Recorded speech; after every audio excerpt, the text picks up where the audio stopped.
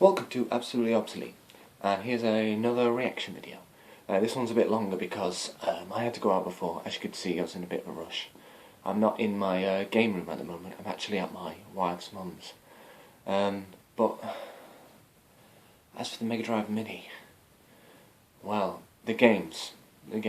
It's all about the games, really, isn't it? They look superb.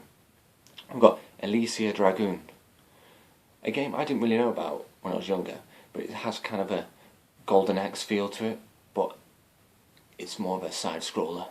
You're a female protagonist who has lightning powers, and obviously it's good versus evil. It plays well. It can be a little bit harsh in terms of the enemies.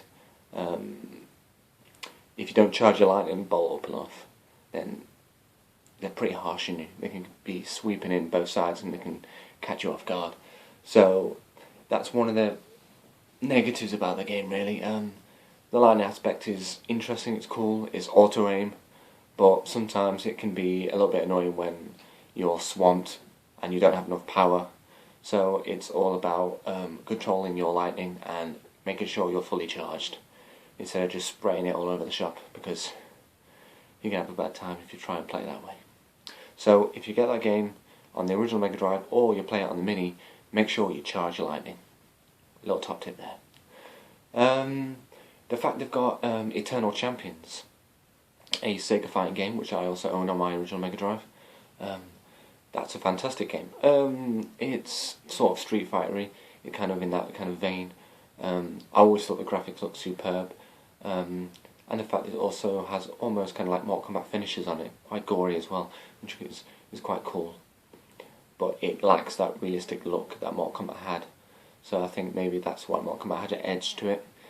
But the characters are cool. You've got interesting looking superhero type characters who are there to defend the Earth from various time periods.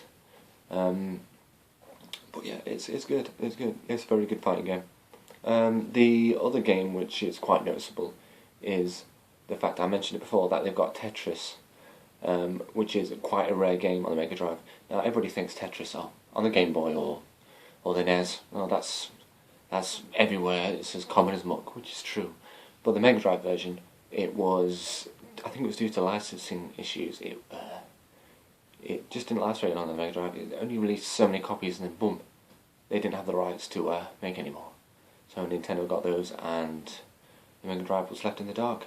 Hence, probably why we've got columns on their Mega Drive Mini. A game that, well, it's obvious it was going to fill that slot. It's a classic game. It's fun, but I think I'd rather have had something like Pitfall: The Mine Adventure, which was a multi-platform game, very kind of like cartoony and Aladdin-y look to it. That would have been great. That would have been really good on the Mega Drive Mini, but unfortunately it was not to be. But if you've got an original Mega Drive or the Mega SG, then pick up Pitfall: The Mine Adventure, because that has to be one of my favourite Mega Drive games ever. I played that thing to death.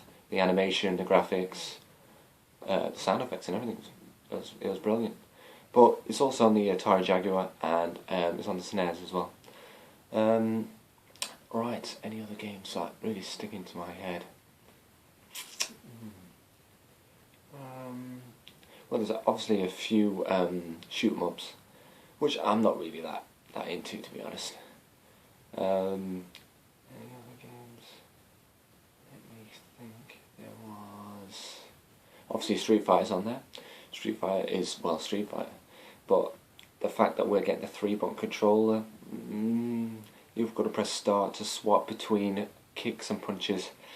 That's a bit annoying. So it's either you're going to have to pick up the Japanese Mini to get a 6-button controller, or you're going to have to shell out for maybe a third-party controller that'll work with the Mini.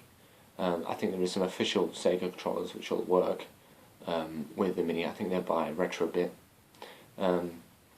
So you could purchase one of those, but it's just annoying that we have to pay a bit extra. But I suppose it's a good excuse to own both the American and Japanese version of the Mini. So yeah, and at least you get cool different box art, a few different selection of games as well. So it's good for collectors, but also annoying if you just want one of the Minis. Any other games that pop in my head? Off the top of my head. All I can say is, I'm excited for the Mini. I'm excited. But Sega, you have to do one more thing for me. Please, please make a Master System Mini. I would be all over that. A Master System Mini, or also, a lot of people would agree that a Dreamcast Mini. Hint, hint. Yeah, yeah. Well, you feeling that? I certainly am. That'd be fantastic as well. But for me, Master System Mini would be fantastic if they released that. Well, I'm excited for the Mini. I hope you guys are as well. Sorry for the sacrilege of wearing an N64 Nintendo themed hoodie while talking about such amazingness that is Sega. All I can say is I hope you guys pre-order the Mini, and I hope you enjoy it. And if you want to spend a bit more money, I guess you could start collecting like me and buy yourself a Mega SG.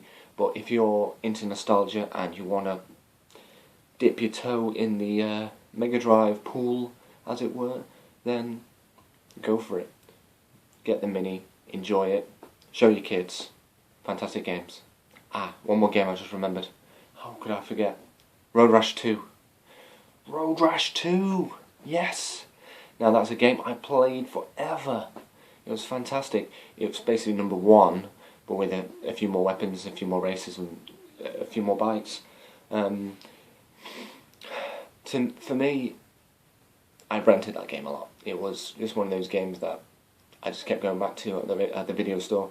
Sometimes there's a bit of slowdown, but for me, I used to think it was slow motion, like, you know, in an action film. So when you crash it, I could see everything because it got a bit choppy. But for me, it's like, oh, I'm in slow motion. Look at the fall, look at the crash, and no two crash was the same. It's always different situation. Like at crossroads, a car would come and be, oh my god, and you'd hit it, and you'd spin, and you'd run, and you'd fall, and your bike would go flying. I always used to try and crash right near the end of the race, right near the end, just so I could fly over the finish line off my bike, because it didn't matter, because your life was reset during the next race. So yeah, talk about a dramatic finish. But speaking of dramatic finishes, I think the Megadrive Mini has really knocked it out of the park. I really do. Obviously you've got classic games like Kick Chameleon, and you've got Sonic the Hedgehog 2. I am disappointed that Sonic and Knuckles, Sonic 3 aren't on there, but it seems they're missed on every compilation or every kind of like anything to do with Sega. They weren't even on the Act Games, and I don't know if that's some licensing issues, something to do with the music or something, but it's a real shame because it's kind of stuck in limbo really. Maybe the future they might release it, maybe as a, I don't know, an add-on or something, or an updated Mega Drive Mini.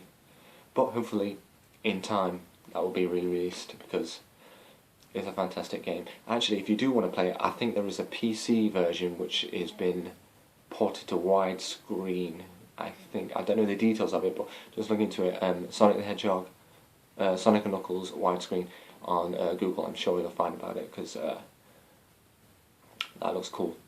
Because 4x3 is the only way you can play at the moment until this has happened, and it looks quite updated. So yeah. Hopefully in the future they'll release Sonic the Hedgehog, Sonic 3 and Knuckles rather, because that was one of my favourite games as well. But yeah, I hope you're excited for the Mini. I am. Sorry this video's been a bit blubbery, but I just wanted to show you guys a bit more in depth of how I feel. And the fact that they've got Tetris and I think it's Darius game, that's never been released on the Mega Drive before, and they've got a rare Tetris game. It just shows that they're really trying to pull out all the stops. They're really trying to grab everything they can. So you can see Sega's trying. It's not a half-assed lazy Mini like the PlayStation Mini. That could have been so much more. But really the modding community has made that what it should have been in the first place with various ways to add games and such. So maybe there'll be a way to do that with the Mega Drive Mini, so you will be able to get the selection of games that you wanted. Anyway, I've been absolutely obsolete. and I hope you come back soon. Fantastic. Take it easy, and let's all pray one day we'll have a Dreamcast Mini. Come on, Sega, you can do it. Peace.